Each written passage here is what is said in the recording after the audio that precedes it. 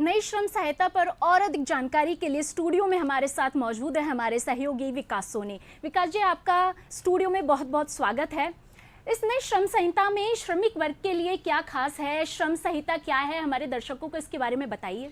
जी अभिलाषा, बहुत बहुत धन्यवाद। किसी भी देश की अगर इमारत की बात करी जाए तो किसी भी देश की जो इमारत है उसकी नींव होती है श्रमिक और कारीगर, या फिर मैं यूं कहूं कि देश की जो अर्थव्यवस्था की जो रीढ़ की हड्डी है वो हमारे श्रमिक, कारीगर और मजदूर होते हैं।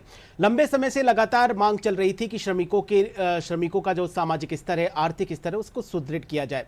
तो 2020 में जो 4 श्रम संहिताएं जिनके बारे में हम जिक्र कर रहे हैं, जो आज से लागू हुई है, वो 2020 में संसद से पारित हो चुकी थी और उनको आज अधिसूचित कर दिया है। ऐसे में जानना बहुत जरूरी है कि आखिर 4 श्रम संहिताएं क्या है। उससे पहले अभिलाषा, मैं आपको बता दूं कि 1920 से लेकर 1950 तक 29 हमारे श्रम कानून थे। उन 29 के 29 श्रम कानून को हटाकर ये 4 श्रम संहिताएं जो हैं वो आज से अनुसूचित की गई है। ऐसे में जानना बहुत जरूरी है कि 4 श्रम संहिताएं कौन सी है। उनमें सबसे पहली जो संहिता है वो मजदूर संहिता 2019 है, फिर सामाजिक सुरक्षा संहिता 2020 है, औद्योगिक संबंध संहिता 2020 है, व्यावसायिक सुरक्षा, स्वास्थ्य और कार्यदशाएं संहिता 2020 है। ये तो 4 श्रम संहिताएं हुई।